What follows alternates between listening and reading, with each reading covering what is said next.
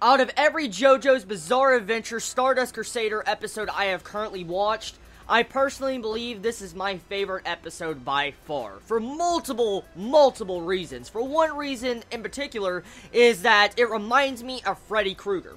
If anyone remembers the 1980s horror films, Freddy Krueger, you probably know what I'm talking about.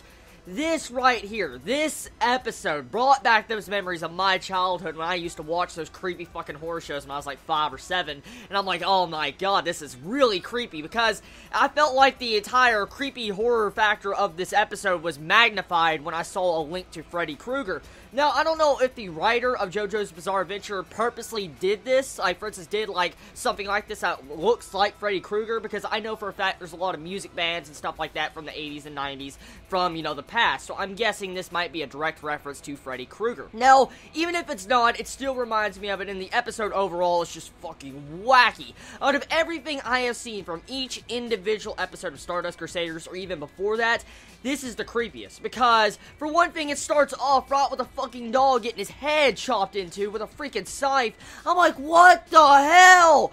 You know, I want to bring something up, okay? I have noticed this quite a bit with JoJo's Bizarre Adventure, not just Stardust Crusaders, but previously. What is with the animal abuse? There is constant animal abuse in this series. Not just Stardust Crusaders, but constant to dogs, cats, animals, whatever. If you look closely and go back through JoJo's Bizarre Adventure, you will see animal abuse throughout the entire series. And so, it's really unnerving getting to see how there's actual realistic animal abuse. Well, I wouldn't say realistic, but I mean, there's fucking animal abuse in an anime. Because if you think about this, okay? If you were to put animal abuse, like, in recent, you know, anime it was to come out right now, for instance, like, if it was a new anime or manga wrote this year or something, you probably wouldn't see something like this. You probably would not see animal abuse, because it would not fly. But it's hard to believe how that stuff used to fly in the past. I mean, oh my god, it's just so graphic. I mean, for one time in my life, you know, I'm glad we have censors, because that poor dog, when you see Death 13 just coming out of that dog's corpse, and you see, like, the freaking eye just pop out, you see the freaking tentacles and shit, I'm like, oh, it was so disturbing. Oh my god, it was so creepy. Like, you see the freaking microphone pop out of its fucking jaw, and it's like, ah, Kakyoin, you know, and all that, just, you know, yelling the names of Jean-Pierre and all that, like, you're stupid. I was like, oh my god, it just is so creepy. I mean, seriously, the animation of this really helped the overall atmosphere, because what makes a horror film, okay? The best horror films you could possibly do would be probably set in an amusement park.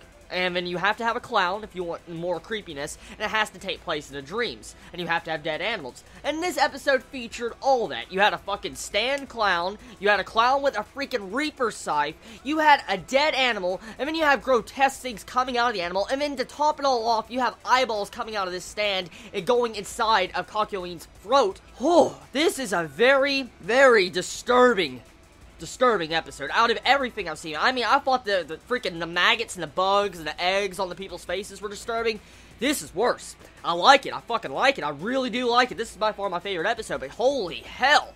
It is just so unnerving. It really is. I mean, you see Kakyoin just cutting his freaking arm trying to say, like, baby, stand. I'm like, oh. It really, man, man, it brought back those childhood things and memories I remember in the past, and that's a good thing. I like that a lot. Now, I wonder exactly how they're going to fight this stand. I mean, clearly from this episode, Kakyoin and Jean-Pierre cannot fight the stand inside the dream. It's not possible, and it seems like this dream can only, you know, the stand can only appear in someone's dreams, and all dreams in this certain specific area are linked. The reason why I can say this is because Jean-Pierre and Kakyoin, you know, are in the same dream getting attacked by Death 13, but also this goes to animals as well, since we saw a dog in the dream get killed and murdered, but we saw like 2 minutes later in the real world that it was dead the same way.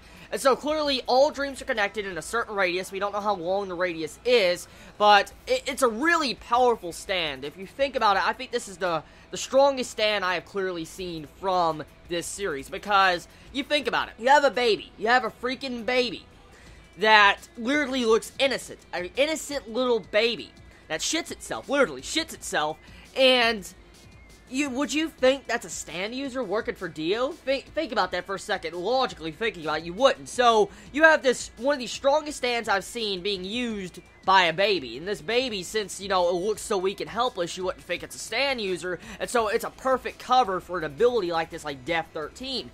Now, I want to talk about something else, okay, since I just briefly covered a second ago, the baby. Now, they censor animal violence, which I can understand why. That stuff will not fly, especially in America when it finally does get dubbed, since they are dubbing Stardust Crusaders. That animal violence will probably not fly. But I personally think, like, it's crazy how they did not censor the baby. They did not censor the baby. They did not, censor his little freaking wiener. They didn't censor his shit that he had in his diaper. I'm like, what the hell? I mean, seriously, I was like, they don't censor that, but they fucking censor an animal abuse. I'm like, okay, it's Japan, but, I mean, I just wanted to bring that up. Now, the episode, whew, I loved it, from start to finish. It was a good episode. I have no complaints. It's very thrilling, like, it's a thriller for the entire episode, because, I mean, any of these characters could die at any moment's notice. I mean, seriously, that's how JoJo's Bizarre Adventure is, and we can see characters dying left and right. That it's possible. We have seen it. And so, it had me worried when I saw Kakyoin couldn't escape. You saw him put through a fucking wall. I mean, you see, you know, how he's carving his freaking arm trying to get out of it. I'm like, oh, it's so disturbing. Now, I want to bring up one last thing before I end this review. Freaking Joseph, man. For once, Joseph crashing and wrecking saved Kakyoin's ass and saved his ass, saved everybody's ass, pretty much. That's exactly what happened, because if Joseph didn't crash that plane and hit a fucking palm tree, like, out of everything in the fucking desert, you hit a palm tree. This is a desert, oh, think about this, a desert. There is a desert, a desert, okay? And out of everything in the desert, you hit a palm tree. A palm tree. What? No! Joseph. God. I don't know if you have the best luck in the entire world. I don't know if you're the most unluckiest person. How do you hit a palm tree in a freaking desert? That's enough. Okay, you all have a wonderful day, night, wherever you live. And everybody, you be safe. I love you. Chibi out.